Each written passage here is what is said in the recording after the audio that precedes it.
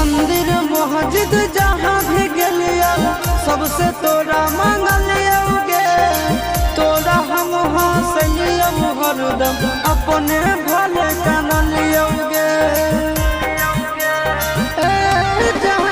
मंदिर मस्जिद जहाँ भी गलिया सबसे तोरा मांगलियोगे। तोरा हम हंसलियो हरदम अपने